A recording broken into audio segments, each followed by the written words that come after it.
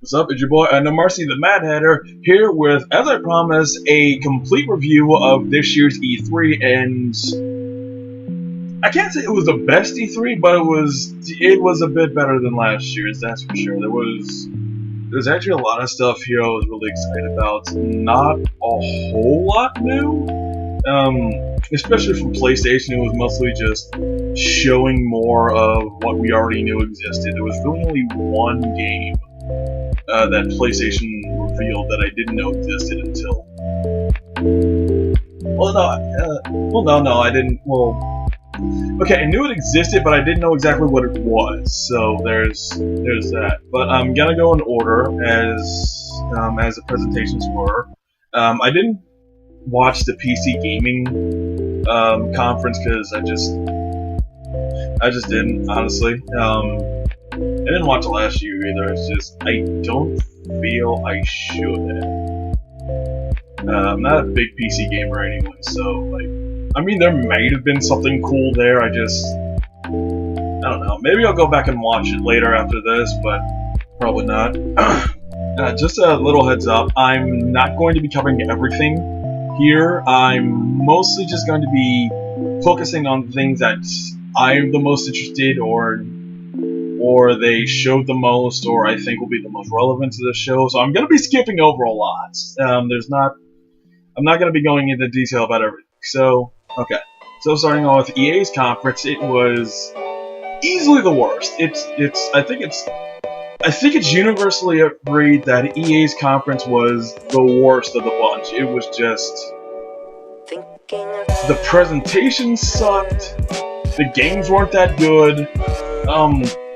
The girl they got to host, I think she was a YouTuber. She was okay, I guess.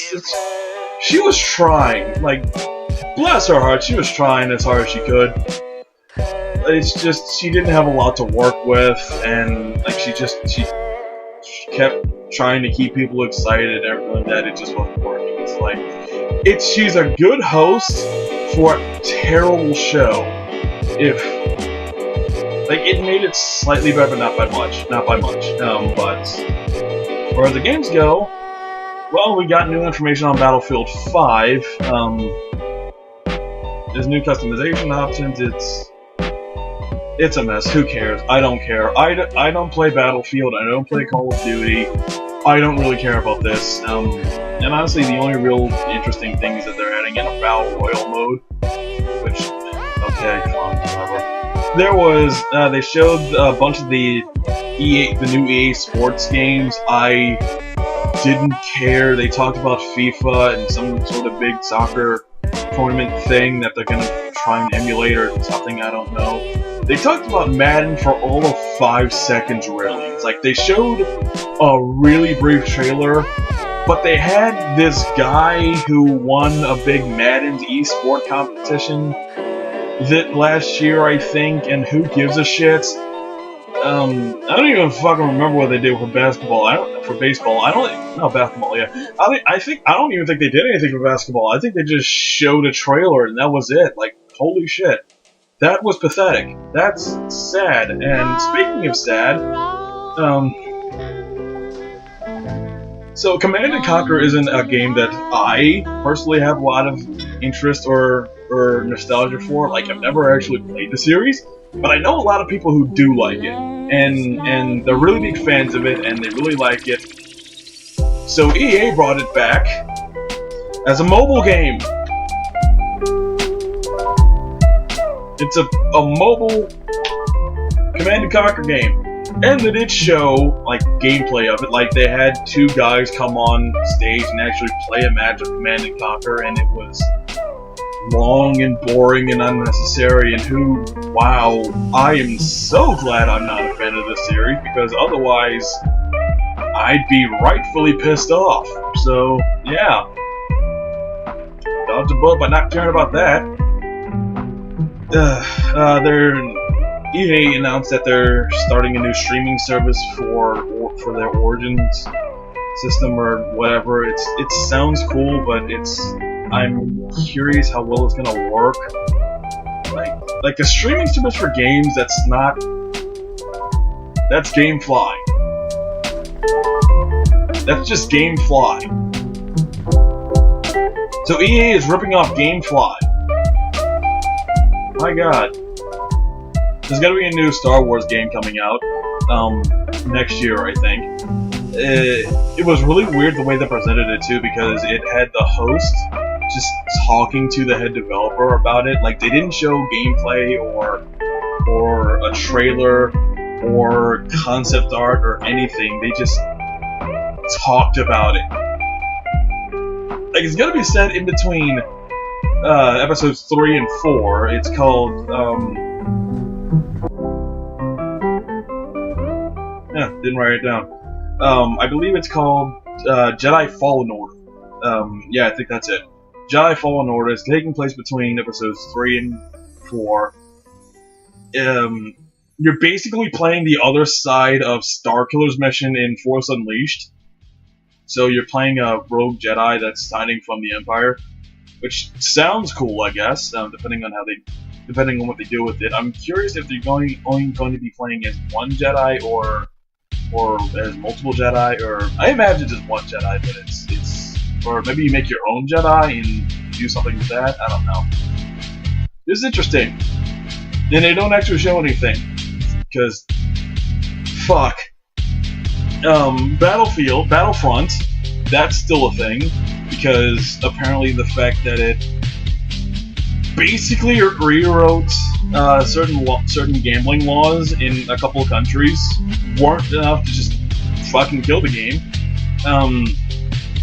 They're adding new maps, new game modes. They're adding in heroes from the Clone Saga, so you can play as General Grievous and Obi-Wan Kenobi and Anakin and you know, all of them. Although you could play as Darth Maul in the vanilla version of the game, so what the fuck. Really, there was only two good things, or two things that really held anyone's interest in this conference. It was two indie games of all things. Because, yeah. Apparently the guys who did A Way Out, you know, the two-player prison escape game that they announced last year and came out this year, apparently that was such a huge success. They're actually giving the guys who made that a bigger studio with more employees. So that's like, okay, EA doing one good thing. But they revealed Unravel 2, which I didn't even know the first Unravel came out, so holy shit. But this time it's two-player too. You have a blue little yarn guy along with the red little yarn guy, and you're connected to each other, and there are puzzles that incorporates the fact that the two characters are literally tied together, so that's fun. They even showed a little level where you're trying to run from... It's not a chicken. It's some form of poultry, but I'm not sure what it is. It wasn't a chicken, it wasn't a turkey, I don't know what the fuck it was, but they were running from a black bird thing, so yeah. The other game that was really interesting, that I'm personally excited about, I think is really cool, is called Sea of Solitude. And the woman who came out and talked about it, she talked about how it's really emotional, but like genuinely emotional, not David Cage emotional.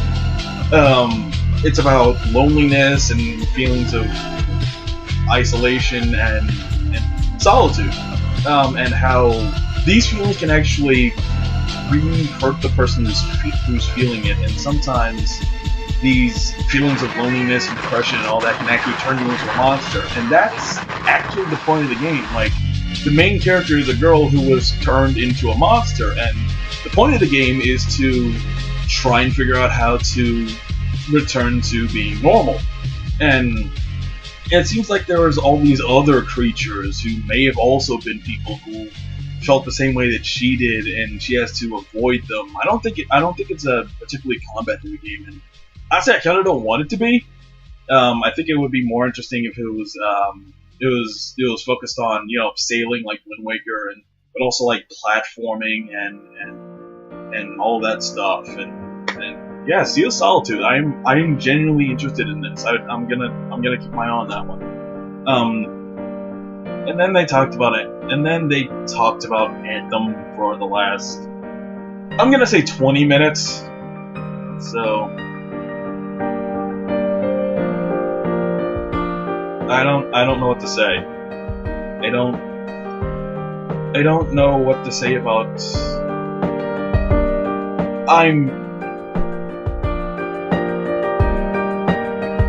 If this weren't made by BioWare, I probably wouldn't care as much.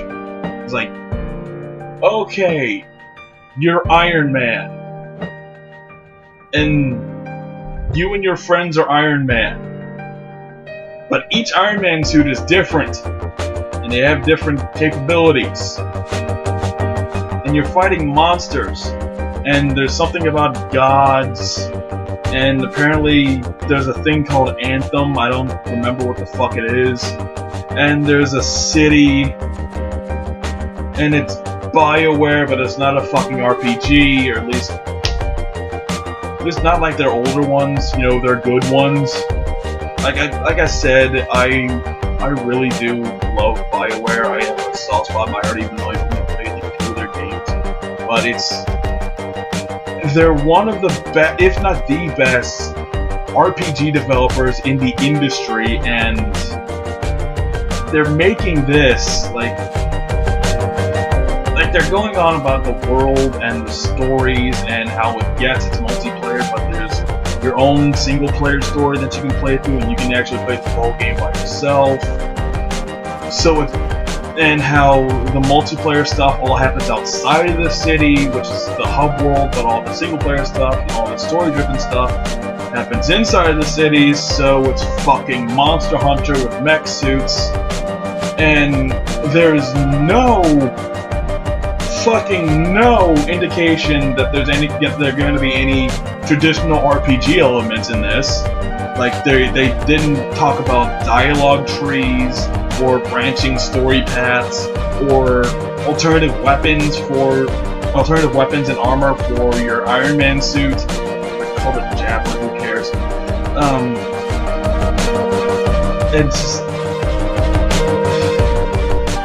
It's like Destiny crossed with Monster Hunter. Except somehow, I think it's just like, if I weren't convinced that this was going to be BioWare's last game before EA shuts them down, I wouldn't care about Anthem.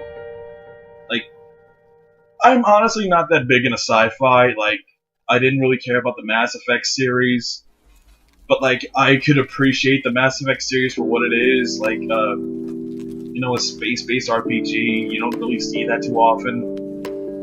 So, like, I can appreciate that, but this is it's a Destiny ripoff. But it's made by BioWare. They're better than this. Whatever. Yeah, the EA's conference was rough. It was really bad. And it left on such a sour note because, oh my god, I want Anthem to be good. Okay, so Bethesda's conference was up next, and it was significantly better. Not the best, but it was better. It started out with, of all things, Andrew WK giving a live performance of, I'm going to assume, the Rage 2 theme song? I don't know. I didn't really pay much attention during the Rage 2 stuff. I just kind of blacked out. I don't really care. Like, I'm sure it's gonna be good. You know, if you're a big fan of the whole Mad Max post-apocalyptic thing, there is a story, and it's a fairly interesting story. I'm not gonna lie. So like, I don't know. I think the fact that they brought back Rage is kind of surprising. Like, I don't actually know how popular Rage was. I just know it's at least 10 years old. Like, maybe more, maybe less. I don't know, but it's around a decade old. So the fact that they brought it back after so long, it's weird. And especially considering they seem to be going a completely different tonal direction with it, so Okay, sure. Yeah, Rage 2. There you go. Yeah, they talked about the Elder Scrolls card game a little bit, and Elder Scrolls Online. I didn't really pay attention to either of those. Like, the Elder Scrolls card game, it's whatever, I don't really care. Elder Scrolls Online, I can't play it because I don't have a strong enough connection or a strong enough PC, so I can't play it, so I don't care. They just recently added the expansion of Somerset, the Island of the Elves. But that was before E3, so I actually don't remember what they fucking talked about. They added new Elder Scrolls Online, but there you go. What I'm really excited, the thing I was most excited about in Bethesda's whole lineup, it's like, okay, Bethesda's conference was good. Like, they showed a lot of stuff, a lot of it was fairly interesting. I'm just not a big fan of Bethesda games for the most part. Like, I don't play Elder Scrolls, I don't play Fallout, I don't play Wolfenstein, so the fact that they announced Doom Eternal is really the only thing I'm excited about with this game, and it looks, actually we don't really know what it looks like. They just showed a trailer, just one trailer, but the guys on stage did announce that they were going to add in more ways that Doomguy is going to be even more badass, so there's probably going to be new guns and new glory kills and shit like that, and new other weapons. Like, yeah, we got the chainsaw, but maybe we're going to get other badass melee weapons. So that's going to be cool, and then we're going to have new demons, new bigger, stronger, badass demons, and we're going to be on Earth, and hell is going to be unleashed on Earth, and that's going to be fucking awesome. So yeah, Doom Eternal, it's the thing that from Bethesda that I'm most excited about personally. God, I fucking love Doom. Real talk. Doom is the first game I ever remember playing as a kid. And I was 5. I was 5 when I first played Doom. So yeah, Doom Eternal. I'm really excited about that. I mentioned Wolfenstein that I don't play, so I don't really know a lot about it, but I do know that they are making a new Wolfenstein game called Wolfenstein Youngblood, where BJ Blazkowicz? Yeah, I think that's the name. BJ Blazkowicz's twin daughters are actually going to be the protagonists, and they're going to be fighting Nazis, because apparently you didn't kick all the Nazis' asses in the second game, but okay, sure, why not? They're going to be fighting Nazis in Paris. So it's going to be 2-player co-op with BJ Blazkowicz's twin daughters.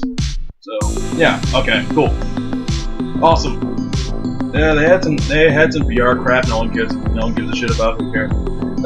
They actually had kind of a funny skit with Keegan-Michael Key. They're kind of making fun of the fact that Skyrim keeps getting ported to shit, and the skit is actually Keegan playing Skyrim on his Alexa.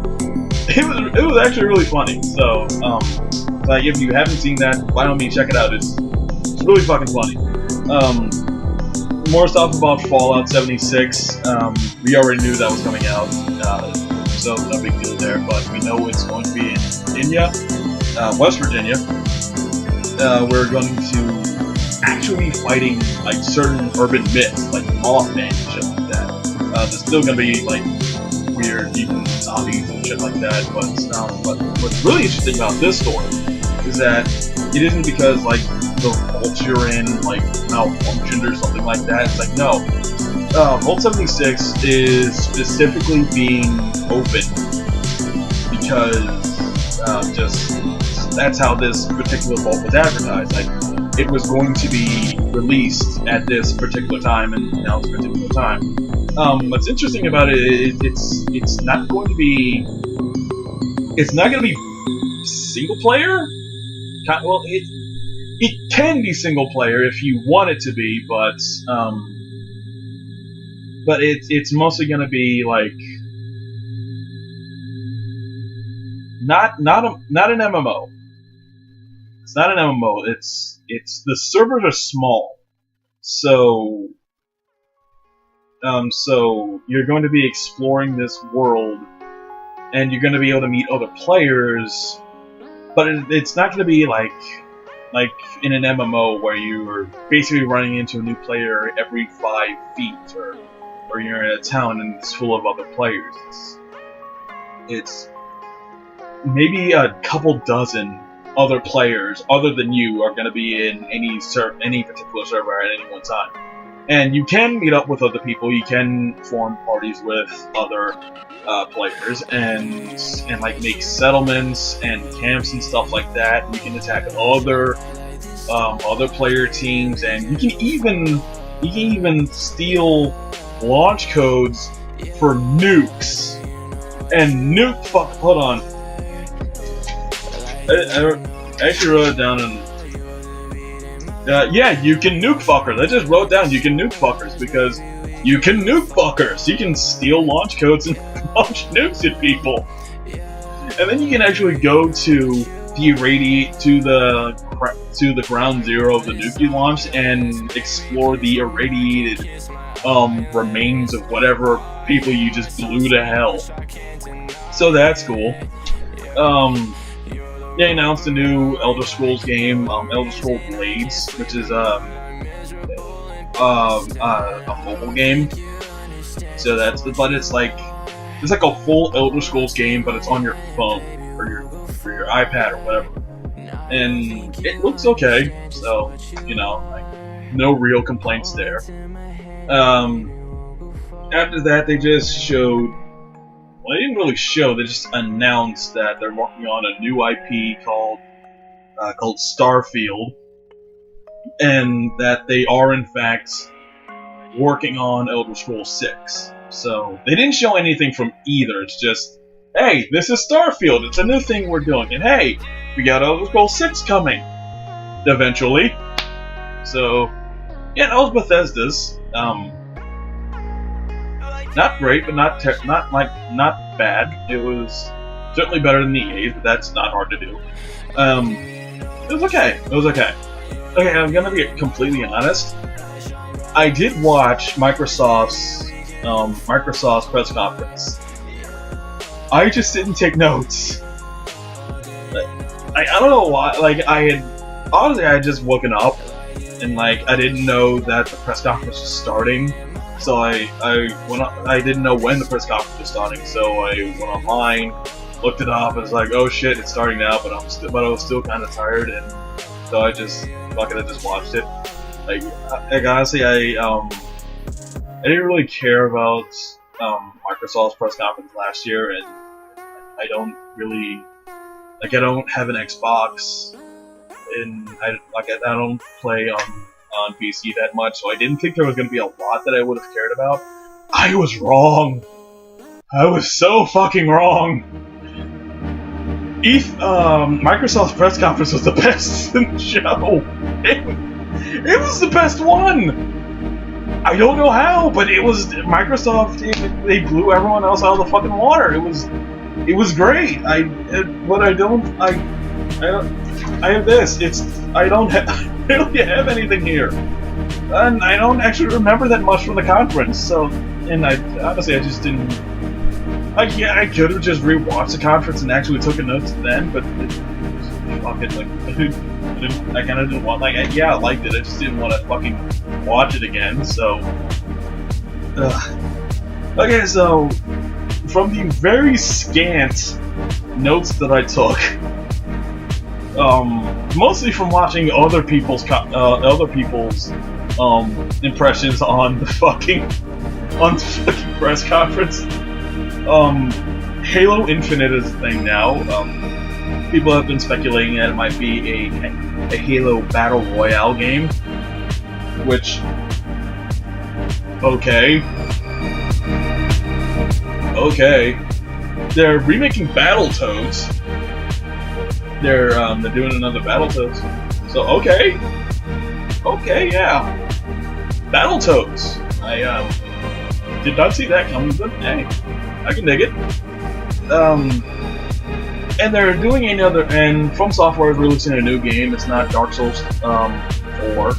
Although they did mention that Dark Souls 3 was going to be the end of that series. It's not Bloodborne 2. So it's Sekiro Shadows Die Twice. And it's basically, honestly, it's basically Ninja Bloodborne. You can't make your own character. You're a specific dude, and you get your arm cut off, but it's replaced by this. I think it's magic, but I'm not sure. Prosthetic. So like you can do stuff with your arm and like grapple up and climb shit and do shit, and it has the same sort of death and revival mechanic that Soulsborne games are more known for. So yeah, that was pretty cool. Although it wasn't really new. Like people knew about it already. It was just kind of giving more context for that. So yeah, that was a thing. They announced, surprisingly, a new Devil May Cry 5. So yeah, okay, yeah, Devil May Cry 5. Let's do this shit.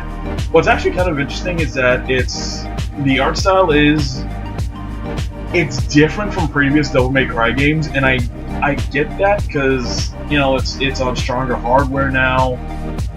I don't think Devil May Cry 5 is exclusive to Xbox. I'm gonna have to look that up later.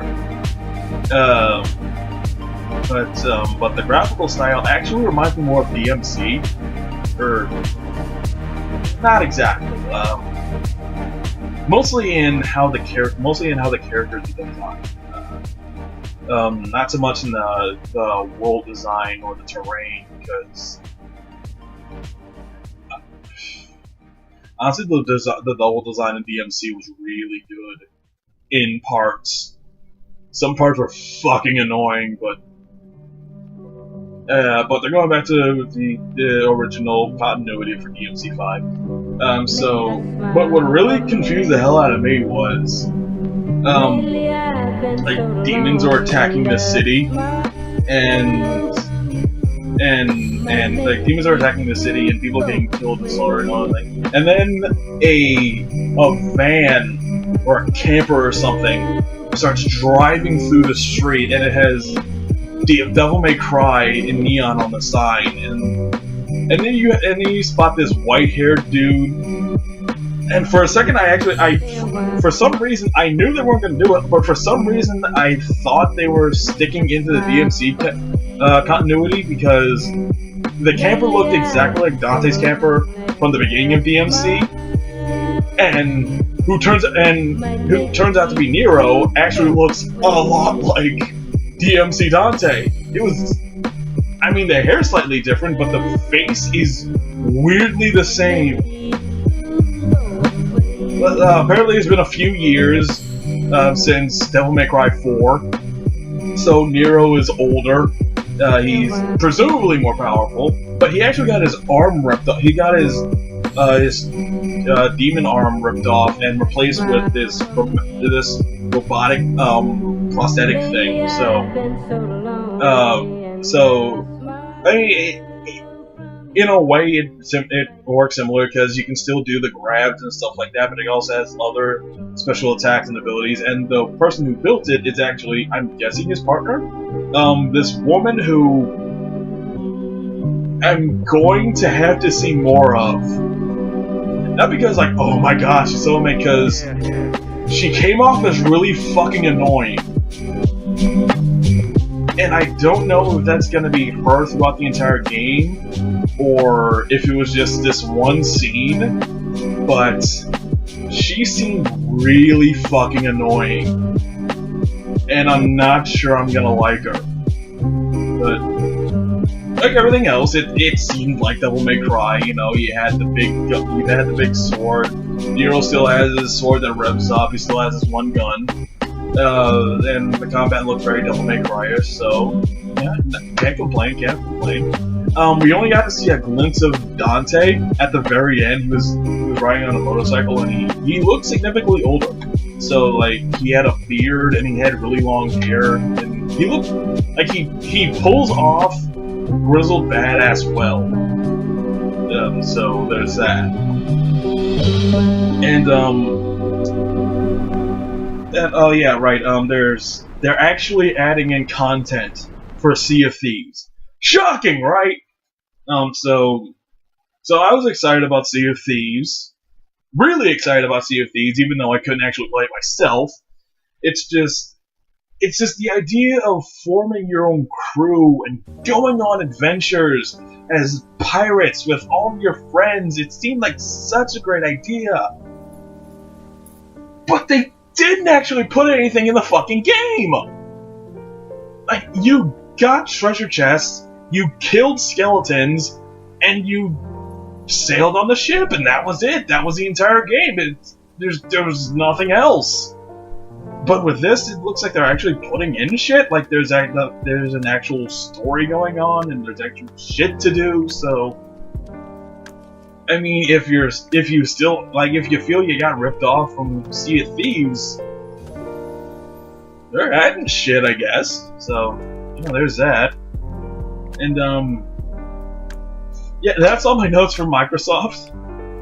I know they showed off a lot more shit than that. They showed off a lot more shit than that, but the thing is, the stuff I most want to talk about that Microsoft showed off isn't Microsoft exclusives. Like honestly, I'm pretty sure, what was it? Sekiro and Devil May Cry aren't even Microsoft exclusives. I mean, they might be, but I don't think they are, so... Yeah, but Microsoft was still the best. I actually kind of feel bad about this now, because I'm kind of leaving you guys in the lurch, but like, there's a dozen other, E3, coverage videos, so... I shouldn't be advertising other videos on this. Okay, so Square Enix actually had a pretty good conference. It was weird because they're actually kind of doing what Nintendo's been doing for the last few years, just having a pre-recorded presentation to announce all their stuff. Unfortunately, Square Enix doesn't exactly have a lot to show. Now they started off actually pretty strong with Shadow of the Tomb Raider, the new Tomb Raider game, which is it's Laura going after Mayan ruins, and she's actually trying to stop. First of all, the announcer for this was Keith fucking David. Keith David was the narrator for the Square Enix presentation. It was fucking awesome. But Laura is apparently trying to stop it. Like it was called a Mayan apocalypse. I don't actually know what that means, but it showed a few minutes of gameplay. It was stealth gameplay with Laura taking out this encampment of dudes, and it was pretty cool. So there was that. Yeah, there's some new expansions for Final Fantasy XIV. It's a new Stormblood expansion called Under the Moonlight. I don't know if it's a new dungeon or a new storyline or what, but if you play Final Fantasy XIV, you got something new to check out. What was really surprising is that they announced a crossover with Monster Hunter World. Like after the initial reveal of the expansion, they actually showed a Pelico. Yeah, a Pelico walking up to a Final Fantasy player, and then a fucking Rathian shows up out of nowhere. And it's the Final Fantasy players fighting a fucking Rathian.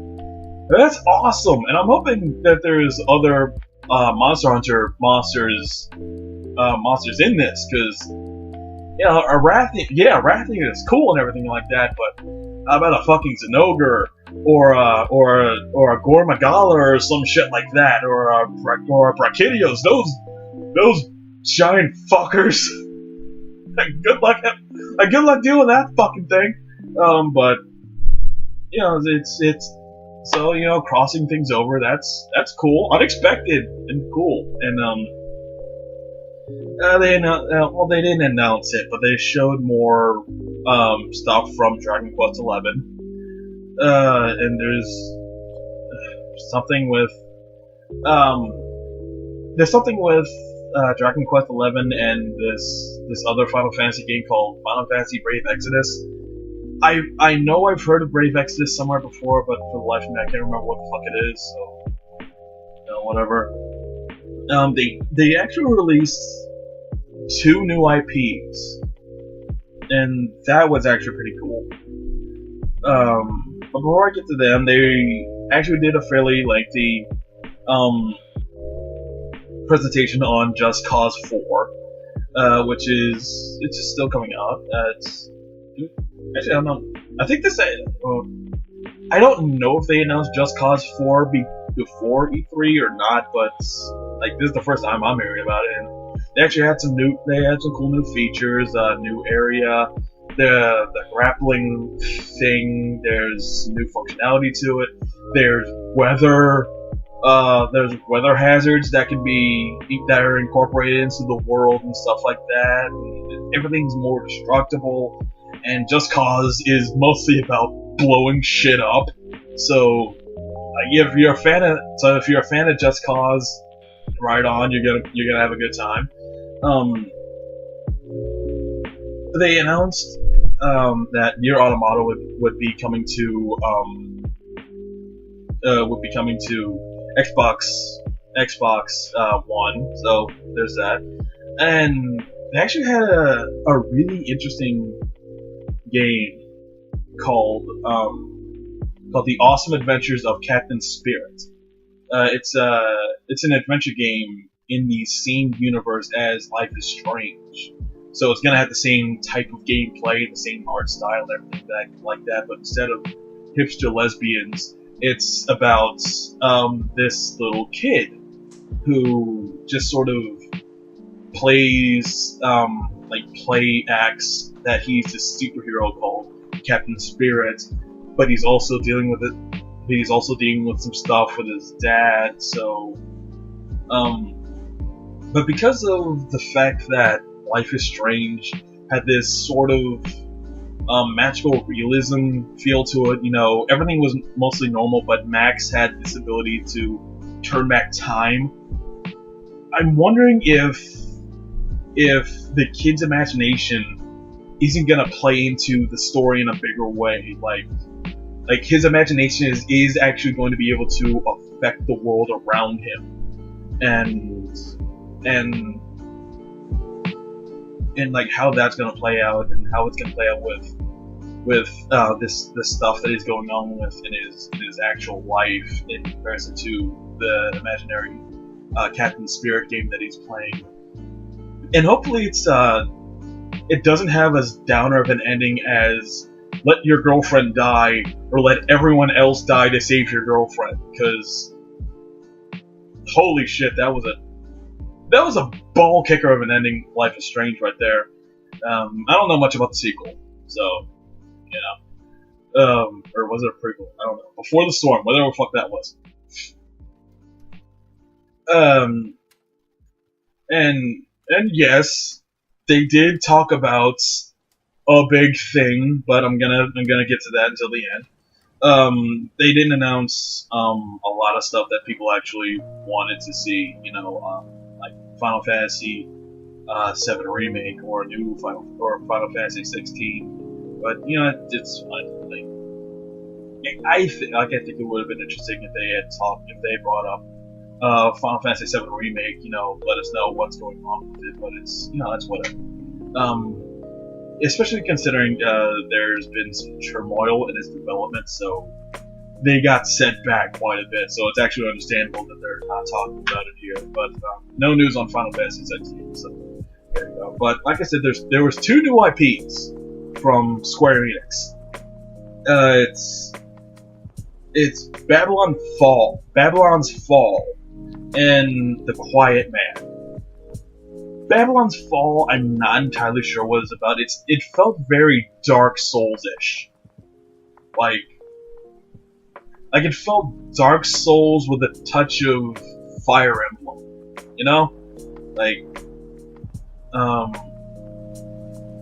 So it's like, I'm not really sure what this game is. Like, there was a night dude, and then these weird there was this weird night dude, and he was fighting this bigger night dude, but then these weird energy tentacle things sprung out of his back and then grabbed the bigger night dude's sword and cut him in half, and then just Babylon's Fall. Like, what the fuck? but there was also all this other stuff. Like there was all these little blurbs of different eras in this world. So it's gonna be very lore intensive. But it's also produced by Platinum Games, so it's gonna be fucking amazing. So I am curious about that. I want to know more about that.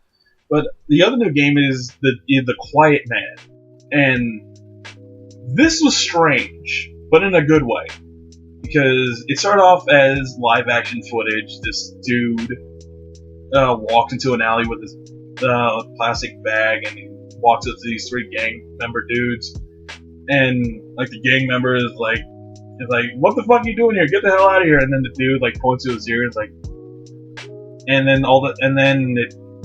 it cuts to the gang member dudes getting out and about to attack him, but then it switches off into like polygonal graphics, and I don't know if it's in engine, but it looked kind of in engine, and then the dude started beating the gang members up, and when it did that, the sound cut off. So I think this dude is deaf, and I'm wondering how that's gonna play in the gameplay. And I'm really curious about this game because, like, he beats the dudes up, and then he just puts the paper bag on the dude's chest, and then he walks away. And that was The Quiet Man. And I don't know what to think about this or Babylon's Fall, but I'm really interested in both. Like, these sound like really cool concepts. I can't even say games. They sound like cool concepts. So there it is. Like I said, not a lot with Square Enix there. I mean, it was okay. Like, I liked what I saw. But fuck it. They showed 3 trailers for Kingdom Hearts. They showed one in the Xbox press conference because Kingdom Hearts 3 is coming to Xbox. They showed one in Square Enix, and they showed one in PlayStation. In the PlayStation press conference. I couldn't wait. I couldn't wait because I had to talk about this because, oh my god, I didn't think I could be any more excited for this game. It's coming out at the beginning of next year. It's not going to be coming out in 2018 in Christmas of 2018 like we all thought. It's coming out at the end of January next year, but it's a month. What's a month? So, but we saw so much new shit. They finally introduced Arendelle. Like, I thought they were going to introduce Arendelle, but I'm so glad that they finally... Yes, we're going to Arendelle. I don't know if Anna or Elsa will be joining you as party members. Like, I want them to, but I'm not sure. We've shown that Larxene and Luxord are both back, and Luxord's is a Vessel of Xehanort now, because, like, his hair is actually... It's either really blonder or it's completely white, but his eyes are yellow. So, Luxord's been Xehanorted. I don't know if Larxene has been, but she's going after Elsa. And I kind of buy that because in my head, I kind of had the idea that when she was in high school, Larxene was that girl that basically made other girls cry for fun.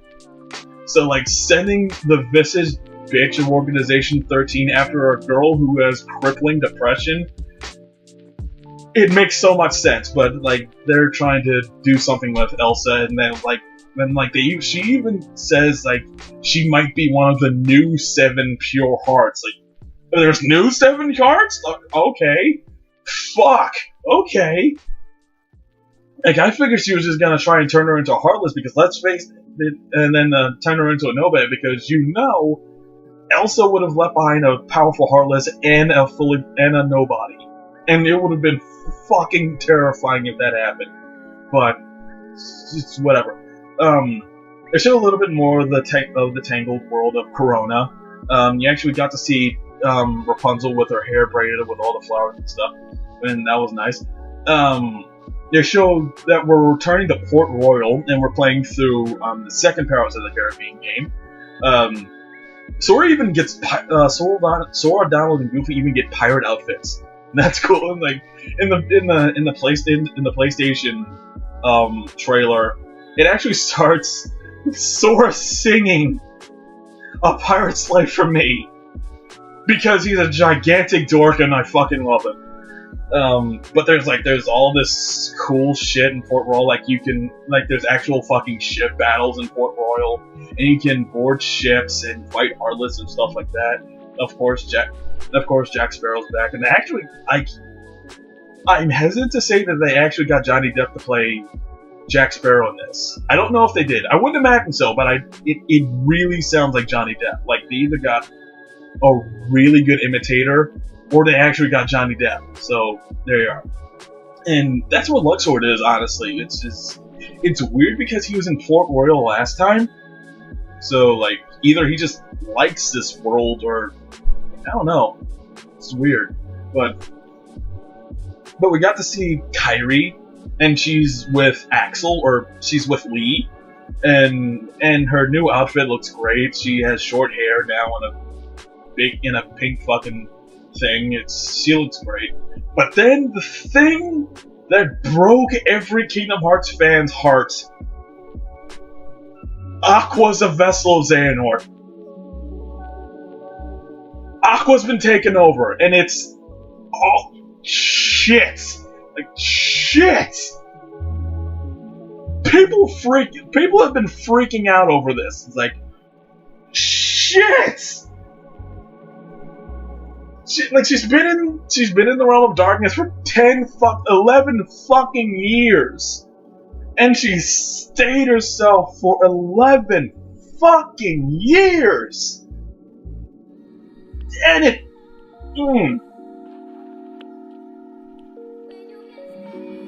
I don't.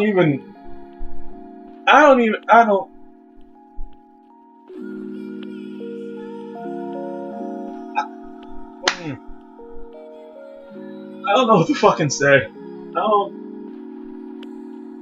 Let's go to the next thing.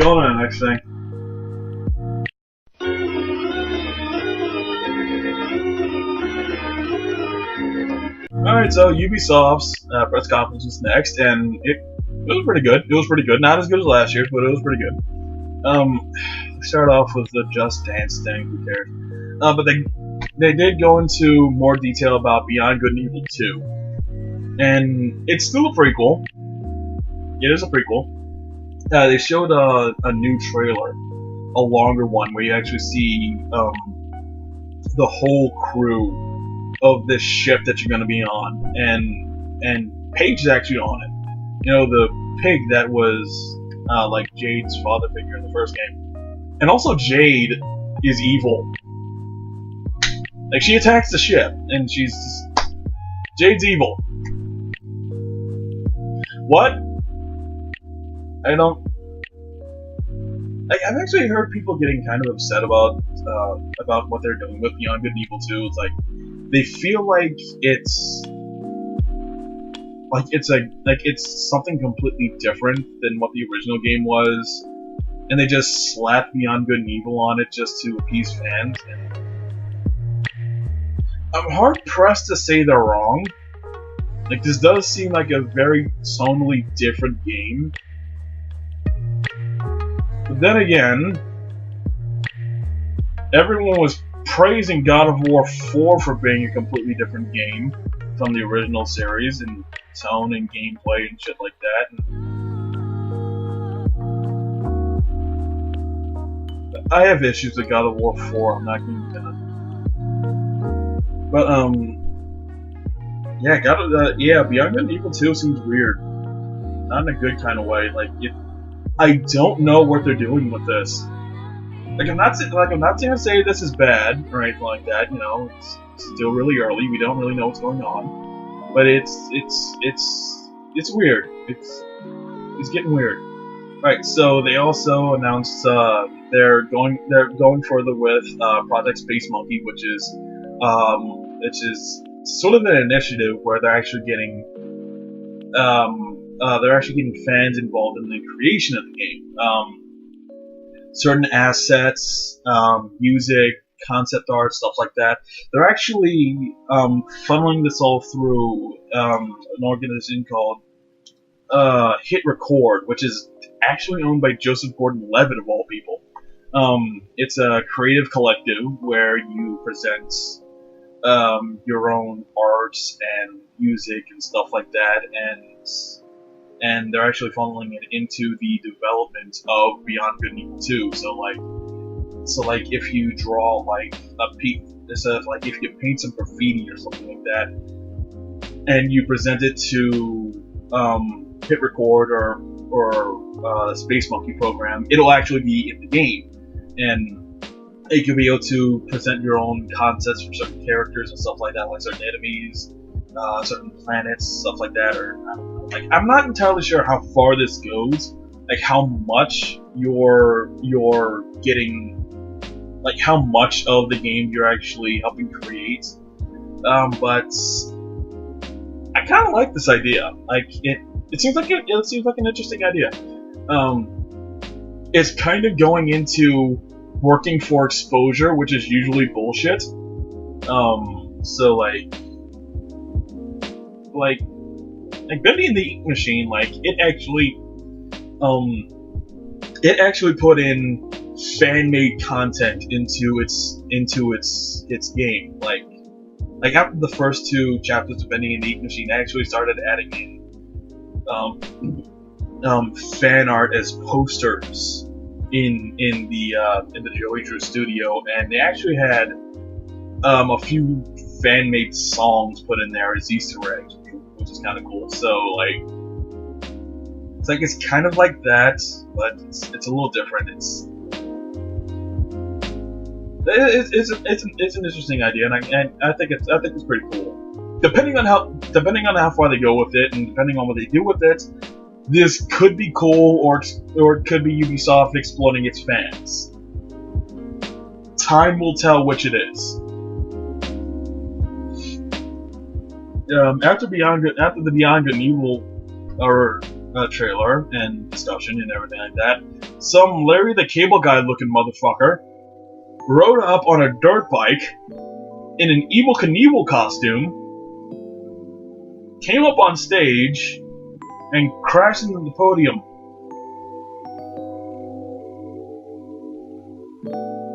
And this is all apparently a lead-in to Trials Rising. Again, the dude's Finnish. Like, I didn't see that coming. But, yeah, Trials Rising. New Trials game, you know, the stunt biking, crashing game. It's the heavily physics-based game. It's, like, I've never played it, but, like, people have fun with it. And they actually brought in, a guy who makes YouTube videos teaching people how to play Trials, and they actually had him help in the development of the game, like making a new tutorial to help new players get acclimated to the system. So yeah, that was pretty cool. After that, they talked about the Division 2. I don't care. We're in Washington D.C. There was a smallpox outbreak. So you have to go in, and apparently society tore itself apart or something, and people are killing each other, and you have to go in and sort shit out. Who cares? The Division 2. If you like the Division 1, you'll probably like this. I don't fucking know. They actually announced Donkey Kong DLC for Mario and Rabbids Kingdom Battle, and they actually had a live musical performance over the trailer conducted by Grant Kirkhope, who was the guy who made the music for the game and a bunch of other really great video game soundtracks. So like that was cool. Like it was better than Andrew WK. I mean, don't get me wrong, Andrew WK, the actual concert was good, and like Andrew WK is really entertaining and shit like that. So like I wasn't complaining about that, but like you can kind of tell no one in the audience really gave a shit. Like, okay, yeah, Andrew WK, where's the fucking gameplay? Because like it was just him playing, and they didn't like even show like footage of the game on the big screen while he was doing the performance, and he was performing the hell out of that song. I'm gonna give him that, but it's like, no, it's just Andrew WK. Where's the fucking game? But this one, they actually had Grant Kirkhope conduct this live performance while actual fucking gameplay of the game was going on in the background, and it looked great. Like, Donkey Kong was there. I don't think he had a gun. I think he was more of a melee guy, like just going in and wrecking shit like he always does because it's fucking Donkey Kong. But he also had Peach Rabbit and I believe a Rabbit Cranky Kong. So there are Rabbit Kong characters, I guess. But Christ, what would Rabbit Candy Kong look like? Okay, banishing that thought. So yeah, Donkey Kong DLC. That's pretty cool. Kingdom Battle was a pretty good game, so yeah, it makes sense there. Expanding that a bit, so yeah, nothing to say there. Skull and Crossbones was the other pirate game that was announced last year, and I actually said that I was more excited for Sea of Thieves, and we all saw how that turned out. Honestly, except for building your own crew with your own friends, everything I wanted out of Sea of Thieves is in Skull and Crossbones. Like, literally everything like customizing your own ship, fighting marines, upgrading your crew. There are different ships with different weapons and different capabilities and stuff like that, and like you can hijack NPC ships, and you can sink them, and you can fight bigger pirates, and you can actually call in other players with their own ship, because obviously it's just one player, one ship. But you can call in other players with their ships and the different loads and the different weapons and abilities that they have, and you can take down these more powerful ships and then steal their ships, and then you can turn on each other to see who gets, so you don't have to split up the treasure and everything like that. It's like, yeah, like, I was so excited for Sea of Thieves, but Skull and Bones ended up being the thing that had everything I wanted out of a pirate game, so yeah, there you go. Alright, so I was actually having a little technical difficulties with my computer here, so I kind of had to take a break and come back to this, so wasn't exactly sure where I left off, but okay, here we go. Okay, so after Skull and Bones, they actually showed off a little bit more information on Transference, the game that Elijah Wood promoted last year. It actually came back this year and showed a little bit more longer gameplay demo. It's basically Inception. It's a first-person psychological horror game. You go into people's minds and you look for stuff and you try and help them out and something like that. The trailer was actually really fucking creepy because it was this guy talking to his son, who was a child. Like, he had the kid strapped into something and he was like talking to him and stuff. It was really fucking weird. But Transference, that's coming out. It's gonna be first person, and it's gonna be VR enabled, obviously, because why the fuck wouldn't it be? They also showed more information on Starlink, the customizable shipbuilding game that you use like little amiibos and stuff like Skylanders and stuff like that. Where you can actually customize your ship with the little toy figurine that comes with it. And it also announced that you're going to be able to fly a R-Wing on it, and the R-Wing is going to have its own little like amiibo thing. They even brought up Shigeru Miyamoto to give him like a larger version of what I imagine the R-Wing miniature is going to look like, and they did that whole thing. It actually looked pretty good. Not that interested in it, but no, if anyone who was disappointed with Star Fox Zero last year, you'll at least be able to fly an R-Wing in this, so that's pretty cool. They announced extra content for Honor, because For Honor is still a thing apparently, because like after the sort of lukewarm reception, like a lot of people were actually pretty excited about For Honor, myself included, but the player base dropped way the fuck off, like really quickly. I actually thought this game was dead in the water, but they're adding more stuff to it apparently. Dedicated servers, I think, was one of the big complaints. Yeah, they're adding new maps and modes and new weapons and stuff like that for environmental stuff. They're also adding a new faction, the Chinese warrior faction, to the game, which surprised me a little bit. Like they look fine, you know, the characters and everything, they look fine. I was just expecting something a little like something else, like maybe Spartans or Celts or, you know, Rajputs or Persian Immortals or something like that, or Zulu. You know, if they had, it would have been really amazing if they had actually put in Zulu warriors. I didn't expect it. I wouldn't think they would, but you know, you never know. But Zulu warriors would have been cool. But Chinese warriors are fine. So yeah. They announced the Crew 2. Who gives a shit? Well, they didn't announce it. They showed more stuff, but who cares about the Crew? And the big thing, obviously, was a new Assassin's Creed game. Assassin's Creed Odyssey, which it's based in ancient Greece, and there's some differences in it. First of all, you can either play as a man or a woman.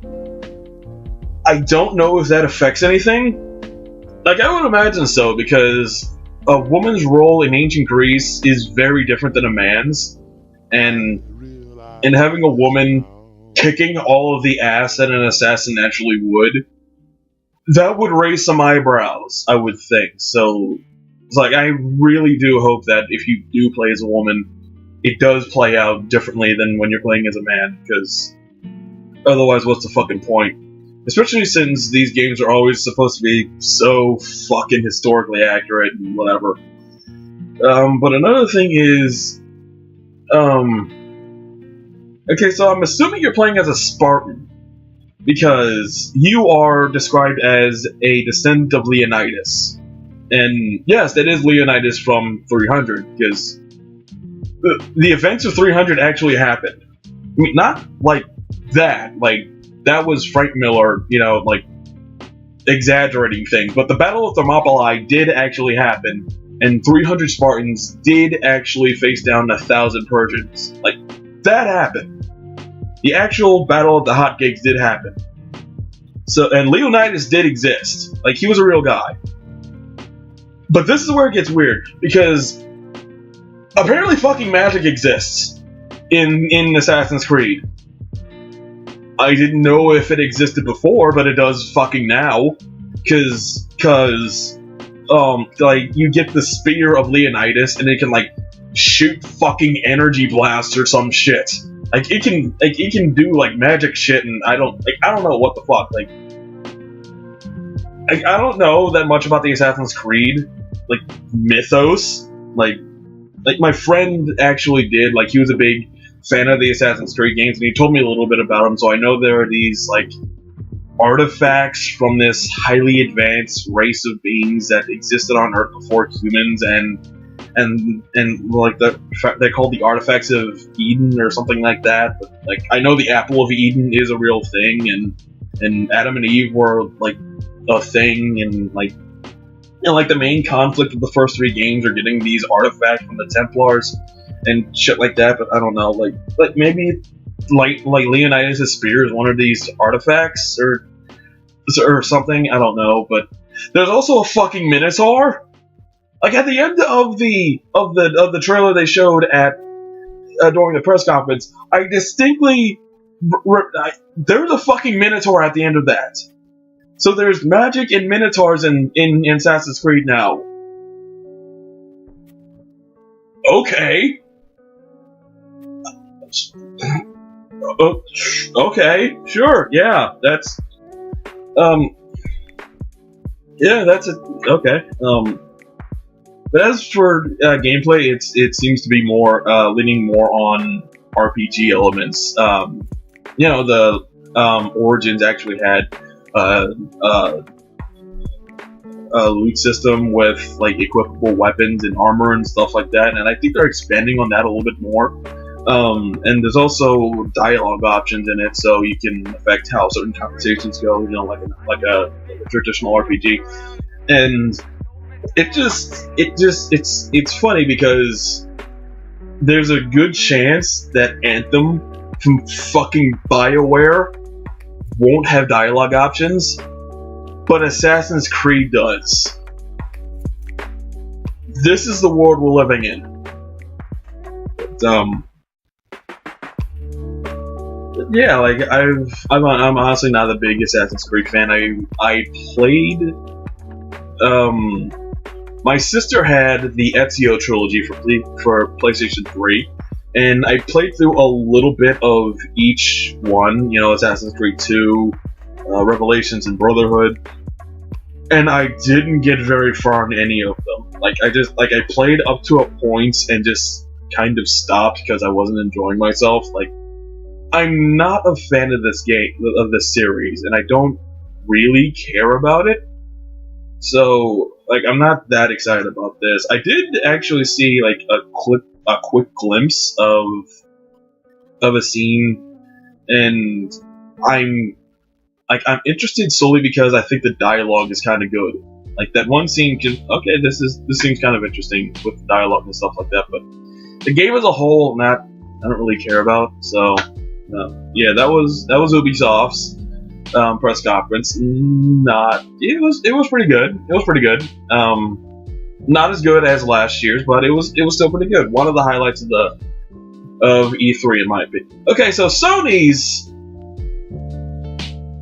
was weird. It was good, but it was weird in places. It started off with a dude playing the banjo. Just a dude on stage playing the banjo. And then that transitions to Last of Us 2. I mean, it was apparently a song from Assassin's Creed, the song the dude on the banjo was playing, but it was just a minute of a dude playing the banjo. And then Assassin's Creed, and then Last of Us. Okay. So Ellie's an adult now. It actually shows Ellie at this party or something like that, and this girl, and she starts dancing with this girl, and they kiss, and then it transitions to gameplay, and it's Last of Us 2. It's The Last of Us. If you liked the first one, you'll like this one. I really liked the first one. I didn't get that far in it. I played for a while, got bored, just stopped. I actually borrowed it from a friend, got bored, stopped, and just gave it to him. So, yeah, I wasn't excited about this one that much. It was The Last of Us. People seem to like this series, so, okay. And that's when it got weird, because the place where they showed Last of Us 2 and the dude playing the banjo wasn't the main concert hall that the rest of the conference was taking place in. It was actually in this little hut that they built to look like the place that Ellie and the girl were dancing in the actual trailer. I have no idea why. I guess because you want to feel like you're there too. But the majority of the footage they showed was of Ellie fighting off some dudes. So, and not being at the dance. So, what was the point of having this special area to look like the place where the dance is at, when most of the trailer and the thing that most people actually came to see doesn't take place in the environment you have built. That was weird and unnecessary and stupid. But then they actually had to cart everyone from that, wherever the fuck that was, into the main concert hall where the rest of the conference takes place. And there's a solid 5 minutes of just stalling. Two dudes from Sony just stalling. They showed some stuff, they showed a new trailer for Call of Duty Black Ops 4, which is just they're taking some maps from Black Ops 3 and putting it into Black Ops 4. And the trailer itself was kind of ripping off that one, the Korn video for Freak on a Leash, the one with the bullet traveling around and doing stuff. That was a really blatant rip-off of that. And then it showed a sizzle reel of a bunch of other games that they actually announced before the press conference. I didn't write them all down, and I don't remember most of them. But some of them look pretty interesting. Then they showed a trailer for Destiny 2, an expansion for Destiny 2, and then the conference just kind of went on, and we all try and forget that weird 5-minute interlude where nothing really happened. So it starts off with a dude dressed as a samurai playing a Japanese windpipe. The dude was white, and I'm sure that's gonna piss off some people and have them screaming about cultural appropriation. No one who is Japanese or even Asian will give half a shit, but someone will be offended by this, I'm sure. It was good at it, it sounded nice, and it was the dude playing the banjo a lead into the next game, which is Ghost of Tsushima. Which is, I actually heard about this before the conference started. It's apparently a new Sucker Punch game, which is surprising. And it's really fucking good. It looks really fucking amazing. It has this dude, the samurai dude, who's a Ronin, just wandering the countryside during the Mongol invasion of Japan, and he's fighting off some Mongol dudes, and this chick shows up with a bow and arrow and helps him out and shit, and she leads him to a temple where some Mongols are holding this monk dude hostage. So he goes in and kills all the Mongols and saves the monk dude and stuff like that. And what's really cool is that at this time, that's when he actually starts scaling up things. And at first, I wasn't actually sure if this was the Sucker Punch game. But once he started climbing and stuff like that and scaling up the side of the temple, I was like, oh yeah, this is definitely Sucker Punch, because this kind of scaling is exactly how Sly Cooper and Infamous worked. It's almost exactly. But it seems better than Infamous, because as much as I love Infamous, it's one of my favorite games. Infamous 2 was actually my favorite game of the last console generation. The jumping has always been really weird and floaty, and in this one it seems heavier. So that's good, I think. But he kills all the Mongols, he saves the monk dude, but then the chick that helped him tries to kill the monk because I don't know, he fucked her over and killed her family or something like that.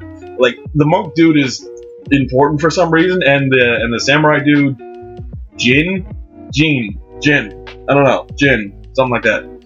He and the chick actually fight, and it's really cool the way they shot it, because they shot it in a really interesting low angle, and it's facing the sunset. I'm gonna say sunset. And so them fighting on the backdrop of a sunset with fucking leaves falling and a fucking Mongol horde coming after them. It looks so cool, and I really hope this scene is in the game. But But yeah, that was Ghost of Tsushima. It looks fucking amazing. It's like, I didn't expect this. It's like, you know, I like I said, I played Infamous and I really loved it. I really couldn't see where they could have gone after Second Son, so I'm kind of glad they shifted onto something else. But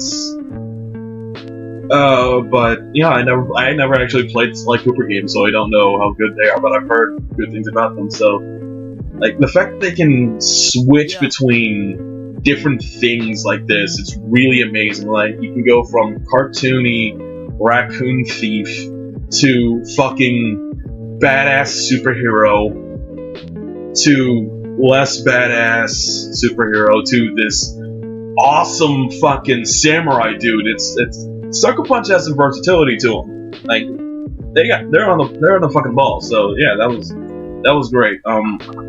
Showed a brief trailer for a new game called Control.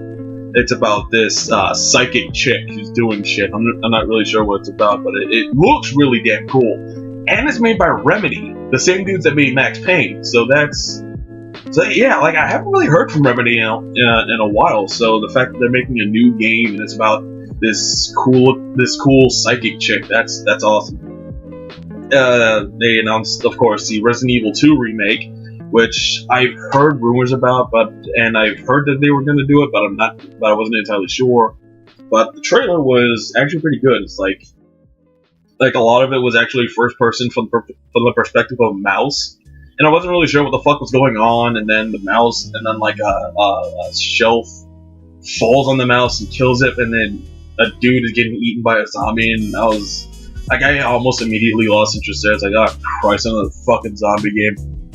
And then it showed a shot of Leon, and like, oh, okay, so it's Resident Evil 2. Okay, yeah, like I can get behind this, sure. Like, I'm not the biggest Resident Evil fan, but I can always appreciate another game coming out in the series. So yeah, Resident Evil 2, that's coming out, and it looks really damn good.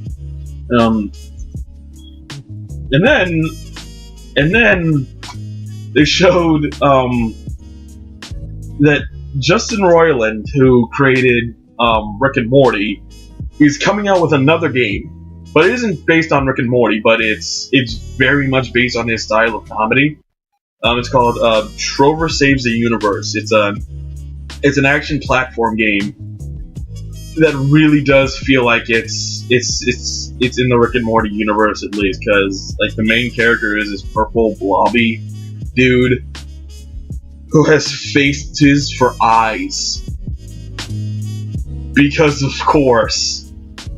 Why wouldn't that be a thing? So yeah, Trover Saves the Universe, that's coming out. That's probably gonna be a lot of fun. Or at least it's gonna be funny as hell. And this is where they also announced Kingdom Hearts 3, the last trailer for Kingdom Hearts 3, but I already went on a good long gushing session about that. So they announced Death Stranding, the new Hideo Kojima game with Norman Reedus after, Silent Hills fell through. I'm not talking about this. No, I'm not talking about this. This fucking game is so goddamn confusing. Not like in a good confusing kind of way. It's just, what the fuck is going on? But I don't care. Like, at least Kingdom Hearts had the courtesy of waiting a couple games before it got really confusing. This is just out the gate. What the fuck are you doing? And I know that people who actually like Kojima are just looking at this screen and are going, what are you trying to say? What does this all mean? And I don't give a shit. Death Stranding's coming out. It has Norman Reedus in it. I don't know what the fucking babies are for, and I don't care. I am not talking about this game. Fuck this. Fuck Kojima. Fuck Norman Reedus. Fuck Death Stranding. Death Stranding is a stupid name, by the way. What does that even fucking mean?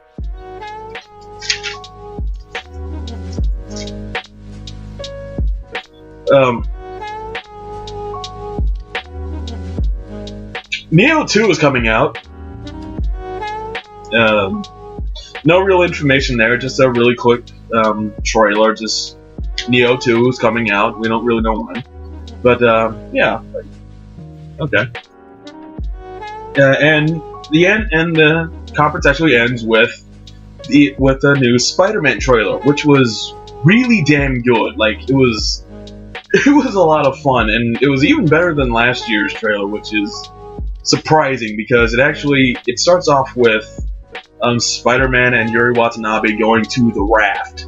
And the thing is, when I first saw that the building they were flying to had the words raft on it, I actually thought it might have been the Square Enix Avengers project that was teased last year, but we haven't really heard much from since. But this is good too. So Spider-Man and Yuri actually go to the raft. There's this huge breakout, and Electro is staging this huge breakout, and Spider-Man has to fight his way through the raft, and he ends up encountering not only Electro, but also Rhino, Scorpion, and Vulture, and they all get loose, and Spider-Man is just chasing Electro throughout the raft while he's blowing shit up and everything like that, and it all looks really fucking cool.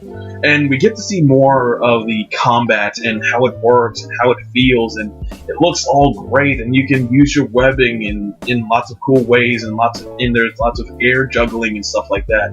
The whole thing seems... The combat seems very Arkham Asylum-ish, but more tailor-made towards Spider-Man, which works really well, and it's far more acrobatic and high flying and everything like that, and there's so fucking cool. And it actually ends with Spider-Man cornering Electro on top of this tower, and then all of the villains that we've seen so far. Rhino, Scorpion, Vulture, even Mr. Negative shows up, and all just start beating the shit out of Spider-Man. And it's really fucking brutal and really cool looking. Sorry. And then the trailer actually ends with someone else showing up. These bright lights showing up, and Spider-Man's just like, oh my god, it's you. And we don't see who it is, but I am about 90% sure that it's fucking Green Goblin. Like, it could be someone else, but I am almost 100% certain that it's Green Goblin, because I don't think anyone else could be the villain of this game other than Green Goblin. Like, Norman Osborn is running for fucking mayor. Of course, Green Goblin's gonna be the main villain in this, but this trailer was so fucking good. Like, the music and the animation and the cinematography and everything like that. Like, this 8-minute trailer was the best Spider-Man movie I've ever seen. That's weird to say, but it fucking was. It fucking was. Like, yeah, I liked Homecoming, but this is better. It's so fucking good. It's Spider-Man, and it's coming out, and Spider-Man is coming out at the end of summer in like mid to late September, which is awesome. And I even saw a little bit after the conference. They actually showed some free roaming gameplay of Spider-Man, and even that looked really fun and really engaging. They even showed a boss fight with Shocker. That was great. So yeah, that was Sony's press conference. It was one of the best. Like, if it didn't have that weird bit at the beginning, it probably would have been best in show. But as it stands, it's still really damn good. Still really damn good. And finally, last but by no means least, we have Nintendo Direct. And again, like the last few years, Nintendo, instead of holding a live press conference, just releases a new video, pre-made presentation, while also having the Treehouse Direct live streams. And this one was pretty good too. It actually starts off really strong with a completely new game, Daemon X Machina. I know it's a play on whole Deus Ex Machina, but demon, okay, like that. But it's basically a mech game. Like, you're fighting, like you're in a mech suit and you're fighting robots and shit like that. And it actually ends with two mech pilots, so I guess it's a two-player game maybe, fighting this really big fucking robot, and the art style is really good. So it looks really cool and everything like that. It's not like completely over the top. It's like a Gundam game, but not. But what really surprised me is that it's made by Marvelous, the same dudes that made Senran Kagura. You know, the big titty ninja games. So yeah, they're also apparently really good. They also like mech suits. So yeah, okay. New trailer for Xenoblade Chronicles, which came out, already came out, but I guess it's like a special edition or something like that. But I don't know. Or was it released on the Switch? It might just be saying, yeah, Xenoblade Chronicles is coming to the Switch. I actually don't remember. I think it was... I think Xenoblade Chronicles was put on the Wii U, so they are just bringing it to the Switch. Okay. They showed a little bit... They talked a little bit more about Let's Go Pikachu and Let's Go Eevee. Still looks really good. I'm glad that we will be able to go back to the Kanto region. You know, revisit our childhoods a little bit, but they also announced that they already announced that they have a new peripheral called the Pokeball Plus. But what's really interesting is that if you get the Pokeball Plus, you automatically get Mew, and that's interesting because it's kind of cool because you can just start off the game with the rarest Pokemon in the fucking game. That's fun. I don't know if this is like, oh, you'll be able to steamroll everything with Mew, but like I'm pretty sure that if you get it at the beginning of the game, Mew's gonna be a fairly low level. So like, I don't think you'll just be able to steamroll everything, but it's cool. You'll be able to play with Mew. They announced a new Super Mario Party, and it's on the Switch, and it's actually doing some really fun things because in the trailer that they showed for it, it actually had the people playing it. They actually, while they were in this tank mini game, they actually switched around the two tablets that they were playing the game on to actually affect the terrain of the game. And that's pretty cool. And that's also another thing. You can actually play with two Switches for a 4-player co-op, but you can also play on the TV with 4-player co-op and everything like that. So it's cool that you have that kind of versatility with it, and that's when you're playing on the tablets, you can affect the mini games at least to some degree with them. Like that's a really cool innovation, and it is great that they are using the way the Switch is built to enhance gameplay in such an interesting way. So like Nintendo really is innovating in new cool ways, which is always great. Fortnite's coming to the Switch. Who cares? They announced a new Fire Emblem game. I don't know if it's Fire Emblem Three Houses or if the Three Houses in the trailer was like a descriptor of some kind, like there's going to be like 3 main factions in the game, or if it's both. Like it's called Three Houses because there are 3 main factions in the storyline. I don't know, but it seems like they added a new interesting gameplay elements in the fact that I don't know. I wouldn't imagine it'd be all of the units, but some units seem to have like minions backing them up, and like you can have them be in specific formations when you're attacking someone else, and if they have minions, then your minions fight their minions. But I actually don't know how that affects gameplay in any sort of meaningful way. So that's going to be kind of interesting. Fire Emblem. I'm just gonna call it Three Houses. Fire Emblem Three Houses. That's coming out. That seems kind of fun.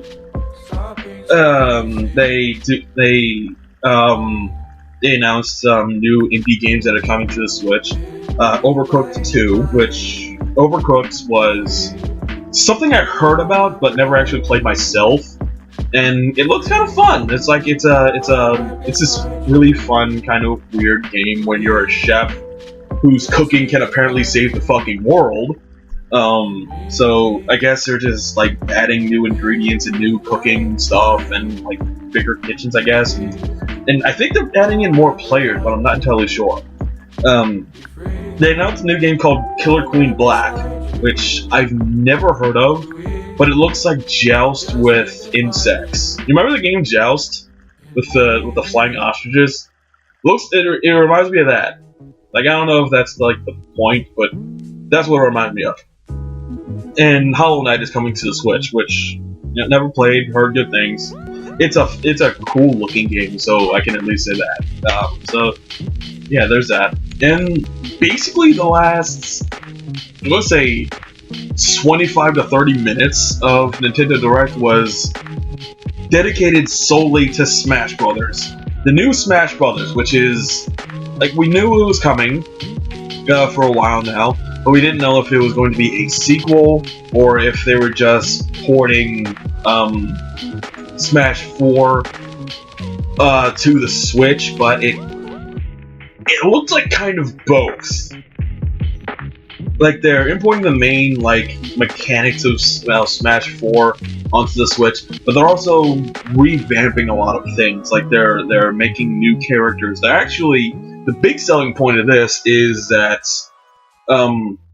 it's called Ultimate Super Smash Brothers, and they're taking every character who was ever in a Smash Brothers game and putting them in this.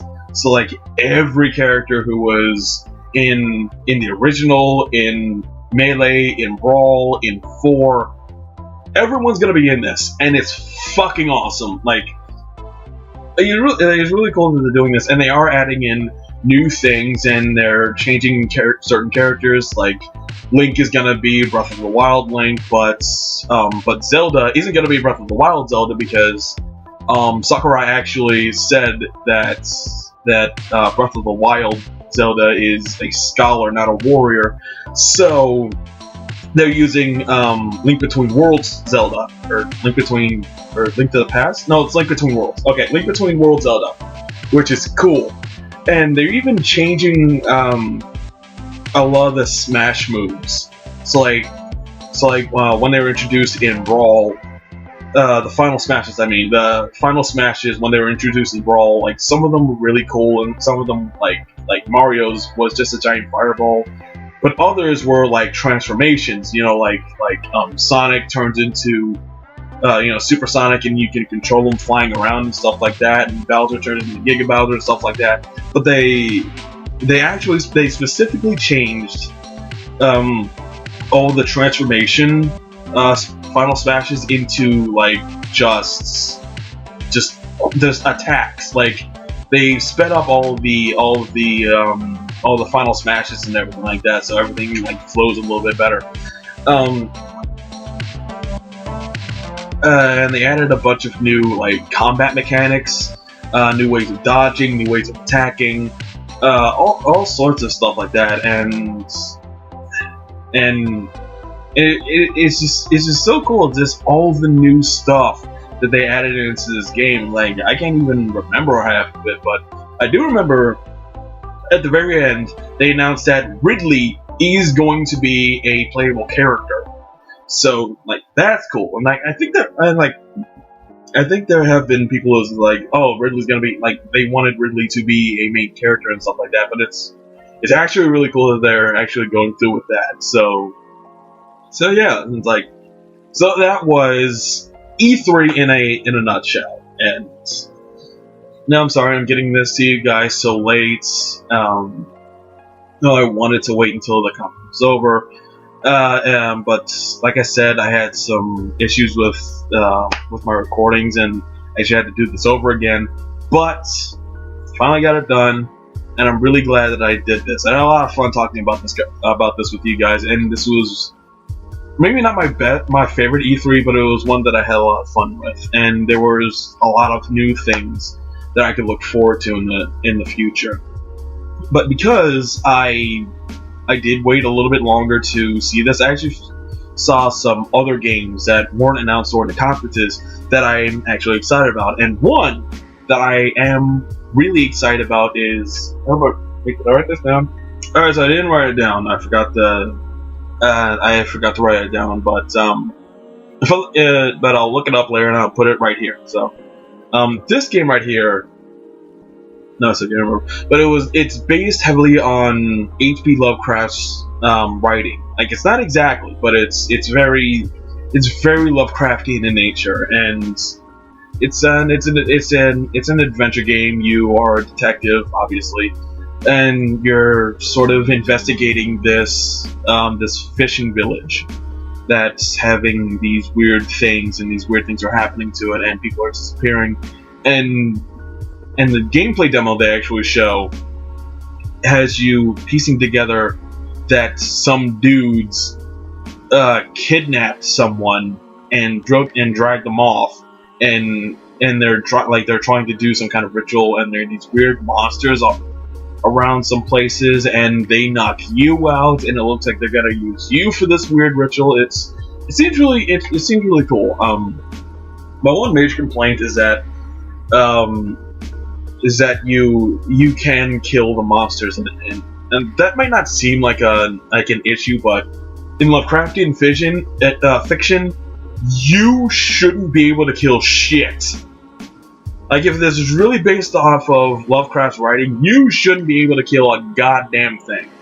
Other humans, maybe, but, like, not like monsters and shit. And these were actually really small, kind of doofy-looking monsters and stuff like that. So, like maybe you can kill the small stuff, but, like the giant outer gods and elder things, like, stuff like that, you should not fucking be able to kill. So, like that's my big problem with it, but it might not even be a problem. It's like, maybe you can only kill, like, these small things, and, like, the big stuff is just too beyond you, so, like, I don't know, but the game seemed interesting. The graphics not that great, very middle of the road, but, I think it's good that they're putting out these more middle of the road games, you know? Because you can't just have indie and AAA. Like, when there's no middle market, that's when things start not going well. But yeah, that was a really good game, and it was a pretty good E3. So I hope you guys enjoyed it. I hope you're excited for all the new stuff that's coming out. I actually want to know what you guys are most excited for that's coming out in the next couple years. You know, I know a lot of you are excited about Kingdom Hearts, and I'm sure a lot of you are excited about Spider-Man. But what else are you guys most excited for? Assassin's Creed, Skull and Bones, fucking Halo Infinite, maybe. You know, Fallout 76, that seems pretty cool. So just tell me what you guys think, and I'm No Mercy, the Mad Hatter. I'll see y'all later.